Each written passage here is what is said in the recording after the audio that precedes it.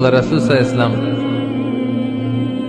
কোন একটা মজলিসে একজন আনসারী সাহাবীর ব্যাপারে ঘোষণা দিল, বলল এখন যে সাহাবী এসে বসবে সে সাহাবী জান্নাতি।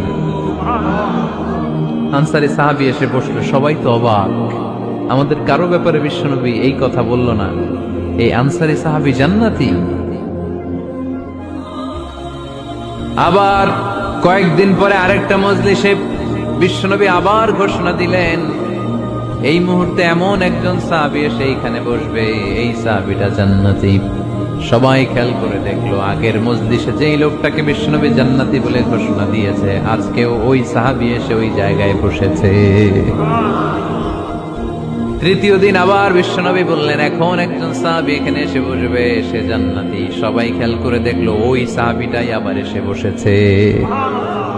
সবাই অবাক, কি আজীব, কি আছে এই সাহাবীর মধ্যে, যে সাহাবীর ব্যাপারে খুব বিশ্বনবী তিনবার ঘোষণা দিলেন যে সে জান্নাতি। সবচেয়ে বেশি অবাক হয়েছিলেন সাইয়েদনা আব্দুল্লাহ ইবনে আমর ইবনে আল-আস। মনে মনে ভাবলেন, এটা তো চারটেখানে কোনো কথা না, বিশ্বনবীর অ্যানাউন্সমেন্ট।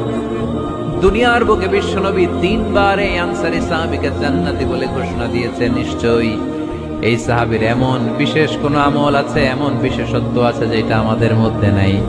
যেমন করেই হোক এই সাহাবীর ভেতরের সব খবর আমার জানতে হবে।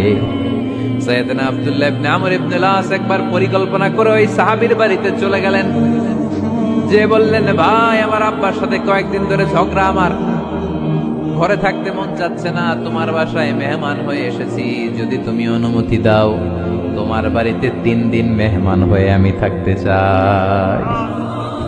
কয়দিন? শুনতেছেন? বুঝতেছেন? কষ্ট হচ্ছে না তো? ওই আনসারী সাহাবী বলে, আহলান ওয়া সাহলান, খোশ আমদেদ, এ আমার সৌভাগ্য, আমার মেহমান হয়ে আপনি থাকবেন, আসেন আমার ঘরে থাকেন, এই ঘরে আমি থাকি, আর এই ঘরটা মেহমান হিসেবে আপনারে দিয়ে দিলাম, থাকেন। এবার আব্দুল্লাহ ইবনে আমর ইবনে আল-আস খুব ভালোভাবে ফলো করতে লাগলেন, কখন এই আনসারী সাহাবী কি করে। 1 দিন, 2 দিন, 3 দিন পর্যন্ত ফলো করার পরে সাইয়েদনা আব্দুল্লাহ ইবনে আমর ইবনে আল-আস এমন কোন বিশেষ আমল এই সাহাবীর মধ্যে খুঁজে পায় নাই। 3 দিন গভীরভাবে পর্যবেক্ষণ, অবজারভেশনের পরে বিশেষ কোনো আমল ওনার চোখে পড়ে নাই। এবার 3 দিন পরে তো চলে যাবার পালা, ঠিক কিনা? এবার তিনি সোজা সাপটা আনসারী সাহাবীর কাছে যে ভিতরের কথা খুলে বলে ফেললেন, বললেন, ও ভাই, আসলে আমার বাবার সাথে এমন